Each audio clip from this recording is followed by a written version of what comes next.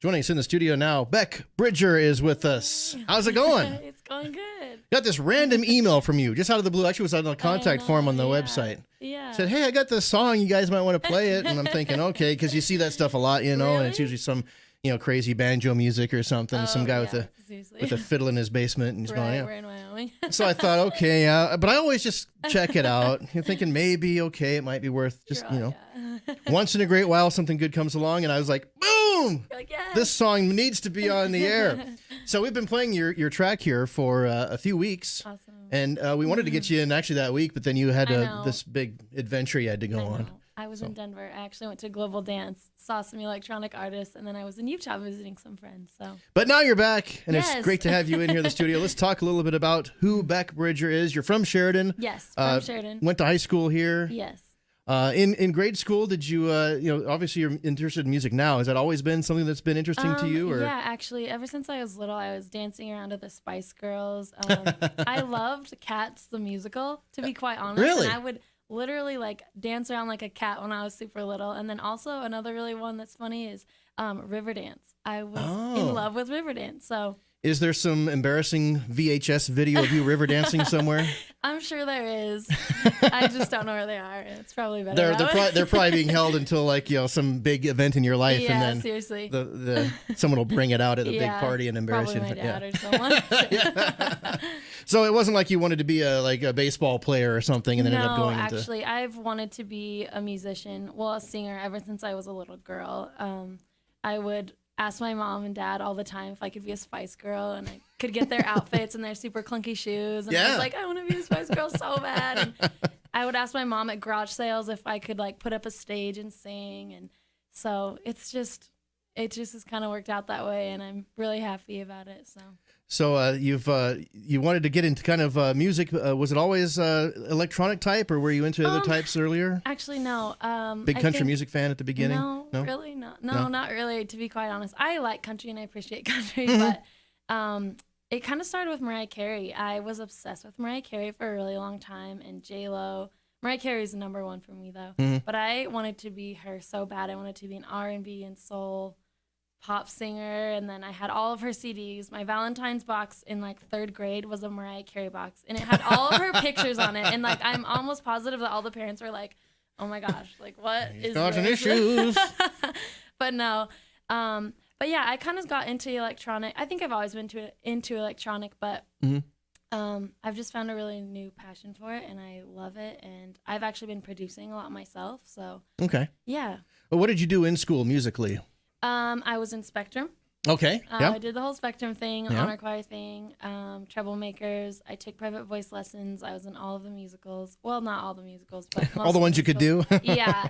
I was Rizzo in Grease. I was Golda in Fiddler on the Roof. I was in Peter Pan. All right. As an Indian, so when I was in school, I got dragged into the performances because all my friends were in theater. I wasn't really into it myself, but I always got the little parts that they couldn't fill. The little casting, little extras. Yeah, the walk on little piece, and maybe say one line and push the guy in the chair around or something. It's funny. I was in theater camp a really, really long time ago, when I was super little, and my line was, "I'm a pansy." That was my first line ever in a musical, and I had big pansy flowers, and I was like, "I'm a pansy." And that was your debut. That was my big line. I actually still fantastic. have the whole pansy outfit, so. That's awesome. Yeah, it's funny. You need to bring it out for a video someday. Right. Okay. Maybe the follow-up to this one. Yeah. Maybe. All right. So after high school here, eventually you found your way to Los Angeles. How did that work? Well, my senior year, I was involved with John Robert Powers, which is kind of a talent managing kind of thing. We would actually travel to Gillette my whole senior year in the winter. It was really scary because the drives were terrible. Wyoming in the winter, yeah. Yeah, it was awful. But there I met some talent managers, and I just did really well. And they asked me to further my study with them at this event called IPOP, which is the International Presentation of Performers in Los Angeles. So for about a few months, we were preparing for that. And then my mom and I actually went down there, and I took second. So It's just this big competition of dancers, singers, and actors.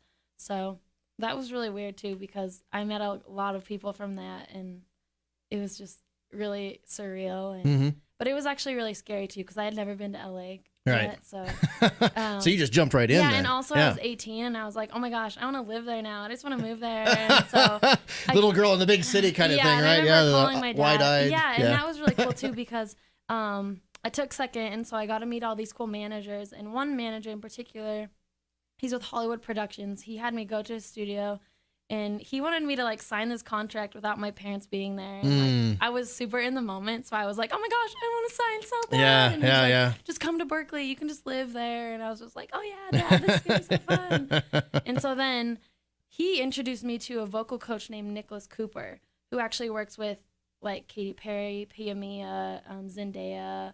Okay. A lot of the Dance Mom crew, believe it or not. So I went to a vocal boot camp for like about 2 weeks.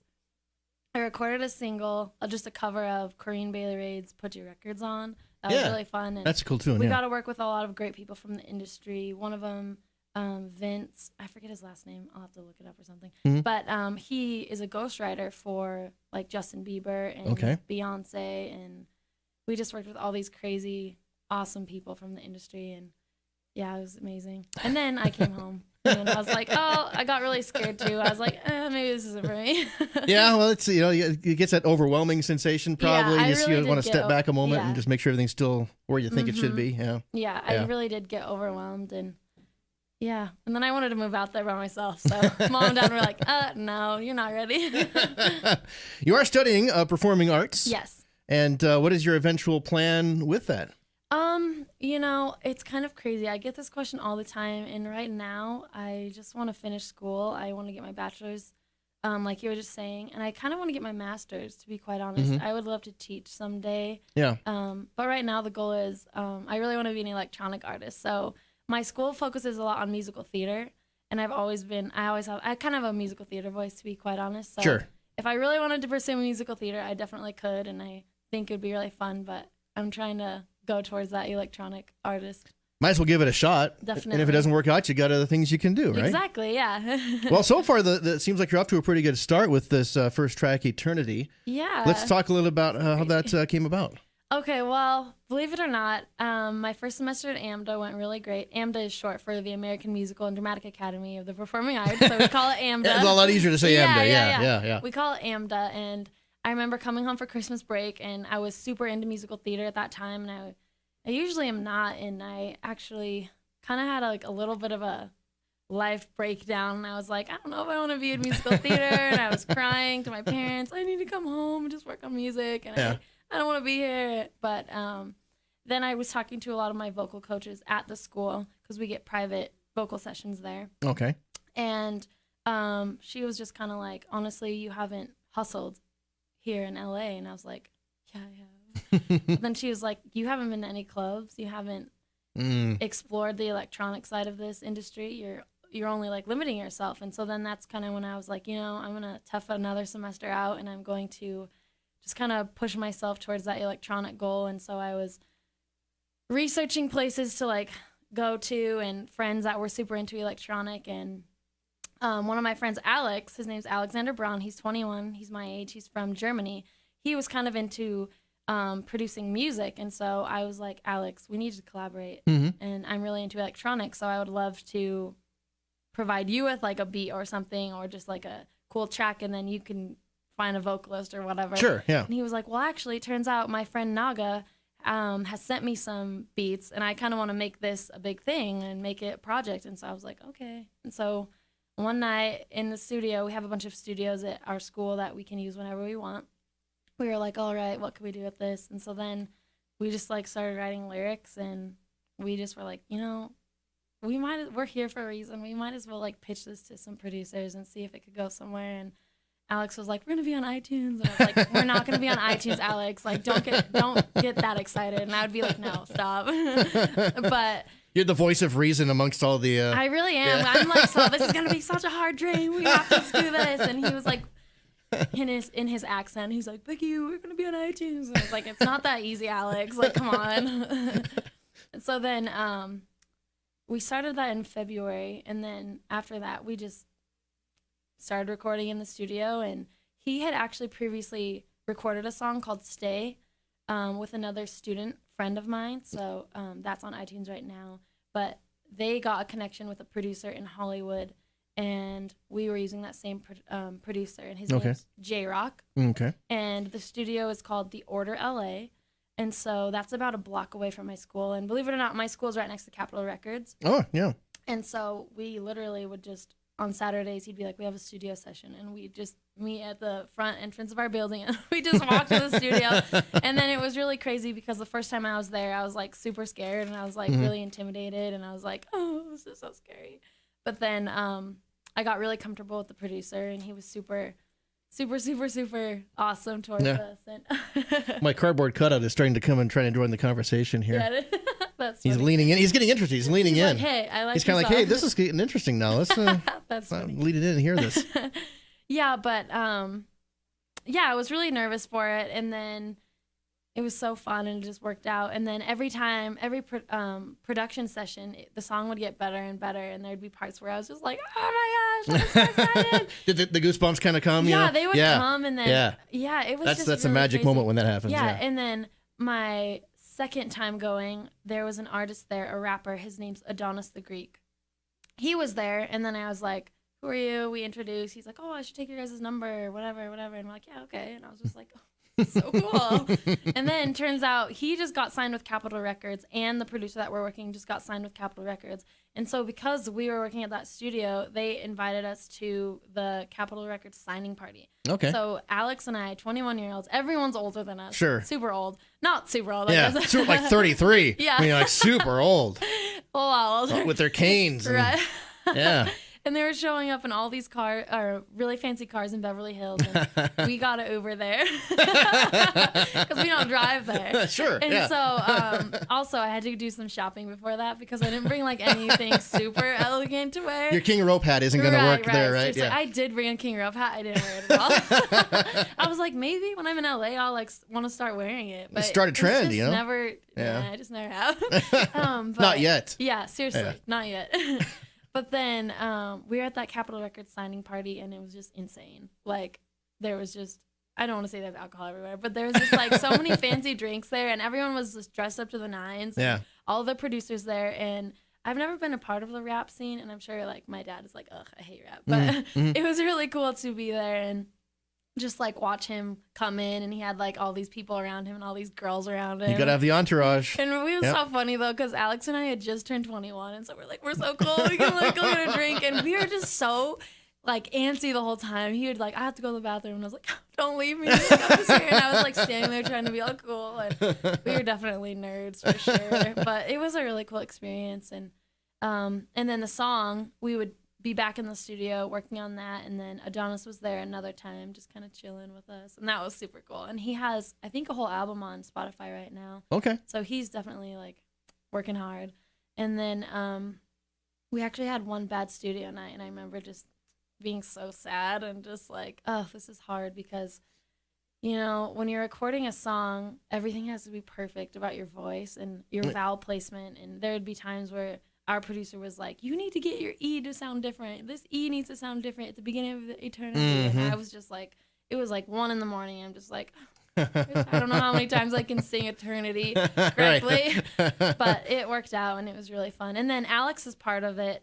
It was so funny because he does not sing at all. So me in the studio, he was like in the booth, and I was just sitting there just like, reach for the note. He's sliding and he was for just it. Like, yeah. and like because he is German, his inflections are a lot different. And so when he was singing his part, he would inflect it and be like, see me. Know me. And I had to be like, see me, know me. And then like we literally had to like use my hand as a visual to be like, da-da. So it was just like super fun. It was funny. So You know, it sounds like a pretty good session. yeah, I mean, it was overall, great. there's always those moments where there's the one piece you're struggling on. That Yeah. happens every time. Yeah. But yeah, it sounds like overall it was a pretty productive and it positive was super experience. productive. And what else is crazy is that Jason Derulo actually used to go to AMDA just for some training. I don't think he graduated or anything. I don't think he needed to. Yeah. But he actually went to that studio when he was really young. And so that's kind of like his home studio. And so J-Rock, Cool. our producer, has definitely worked with Jason Derulo a bunch. And when I heard that, I was like, what? So it's cool to have him on the track for sure. That is very cool. Yeah. So who does what? Obviously, you're the primary vocalist on this. Yes, Who else do we hear, and what are they doing? We hear Naga, who is produced the main beat, and then the really cool part where my voice kind of has that vocal sampling, which is basically where like my voice is cutting in and cutting out like that part. That was J-Rock adding a lot of his own spin to it. Okay. And me sitting over his shoulder kind of being like, oh, I love this, I love this, I love this. But that was a lot of J-Rock, and usually producers don't go in depth that much with a track, but because we wanted him a part of it, he kind of just made it magical. Yeah. And then Alex, he just kind of oversees, and he really decides what he wants for the song, and then he obviously had that one part of the song that he sang in, I guess. Yeah. But it was amazing. And with a little help, a little encouragement. yeah, it was really great. It was really fun. It was great. Lyrically, did you write the lyric for this? Yes. So Alex and I, it was so funny because at AMDA, our class load is crazy. And so Alex and I would meet every Sunday for about an hour and be like, okay, what do we want the lyrics to be this week or whatever the next time we go in, so that we were really prepared. And so we'd sit down and write the lyrics, and then we'd be like, all right, let's get back to each other with lyrics over the week. And then we would just forget just because school is Other school. things took priorities, yeah. Like finals and stuff. And so we did use a lot of our own lyrics. And then my friend Sonny Moliere, he kind of did some ghostwriting on Alex's part specifically. Okay. But like I said, he's the kind of ghostwriter, so he's like, just leave my name out of there. But he deserves some credit too. But then everything other than that, that's all of our own original lyrics. Right on. Yeah. How did it become Eternity then? Where did that come from? It became Eternity because Alex and I both have experienced chasing a different dream other than music. Okay. And so we both kind of played along in the whole, I don't want to say medical field. Alex was definitely studying pre-med, and I was about to apply for the health and kinesiology program at UW. Oh, okay. Because I wanted to do physical therapy, and then Alex was going to do pre-med. And so the song kind of just came about, or the name of the song, just because like this is something that we've wanted forever, and it's something that we're going to work hard for forever. And it's just something I really can't explain it. It's just when you live in such a small town, it's so hard to chase a dream like this. Yes, the opportunities just aren't there. It's not there. And also, believe it or not, I had a lot of people tell me that, oh, like, good luck. Like, don't do that. And it's a 1 in a million shot. It really is. And that is the kind of mindset I had for a long time. After I came back from LA from that cool vocal camp, I was like, everyone's right. I should not do this. And I like let those people's opinions kind of decide what I wanted to do. And I was like, I just need to do what's stable and financially okay. And then get a job in retail somewhere. Right. Well, I do have a job in retail. So. Yeah. That happens. You have to do it. But I'm in school too, so it's just a summer job. Gotta work it at Maurice's here in Sheridan. Yeah, it's always the side job. You gotta have that. Yeah. Yeah, and so we both it was just crazy that we both had come to that realization that we're so proud of ourselves for chasing a dream that people have said not to chase. And I do have so much support, so I don't want to sound like, oh my gosh, everyone is harping. Right. But there's always those voices. Definitely. Yeah. And it's something that will forever just kind of be with us. And the song is just about like wanting it so bad and hustling so hard and just really like getting to it. So, yeah. So this is the first of maybe more? This is kind of a one-off deal, or do you have plans to take it further? I definitely have plans to take it further. I don't know if it'll be with the same crew. Alex and I will probably collaborate on some other things. He's doing a fashion line right now. He's an actor, actually. So he's on some commercials right now. But as far as music, I think I am ready to just do my own and produce my own stuff. A total solo effort. Definitely, yeah. And I've been singing for so long, so production is not extremely new to me, but I've been doing it for a few years now. But I have been singing since I was 5 years old. So, and I play the piano as well. So getting the vocal track down, no problem. Yeah, not a problem. It really just comes down to like the production part. I'm like, all right, I need a little help. And then I also have been working. Well, I have worked in the past with Sean Day. Okay. So that's been, and he taught me a lot about production too. And then a lot of my teachers at AMDA have, and just, it's been really great. So I'm hoping to put out an EP, an electronic EP. So that's what I want to work on. Yeah. So you're gonna stay with a little more electronic stuff. You're not gonna go acoustic piano or anything like that. No, actually, it's kind of weird. I really love electronic, and I really want to dive into that genre, but I also really love singer-songwriter, R&B, and soul. So I would definitely play around with both of those and try to get a really cool collaboration with both of them. Well, I'd like to, whenever you get anything new coming, make sure you let us know about it. I will, yeah. Try to get you back in here at some point as well. Yeah, that'd be great. What's the best way to follow you? I mean, you've got your own personal stuff. Do you have a professional page out yet or anything like that? Obviously, Spotify links, we can put that stuff up. Yeah, so if you guys type in Beck Bridger on Spotify, iTunes, Tidal, iHeartRadio Music, YouTube Music, our song got distributed to 40 plus music distributors, so there's a lot. But if you just type in Beck Bridger Eternity, you guys will find it on the link or anywhere there. Or and we'll be sure to, whenever you get something new, we'll be sure to let everyone know about it. Definitely. So, yeah. And as far as social media, for the longest time, I was told that I need my own professional page, but I personally want to keep my professional page my actual page. So I have a lot of people following me there. I'm almost at 2,000, so that's kind of cool. I have a long way to go. But you can follow me on Instagram at Beck Bridger, Twitter Beck Bridger, and then Facebook. You can just friend me if you want. and you'll consider whether or not you'll accept their friend request. No. I like friends, so it's okay. All right, Beck, it's been great having you here in the studio. Congratulations on the progress so far, and we wish you the best success going forward. Thank you. Hopefully we'll talk again. Yes, we will. Awesome. All right.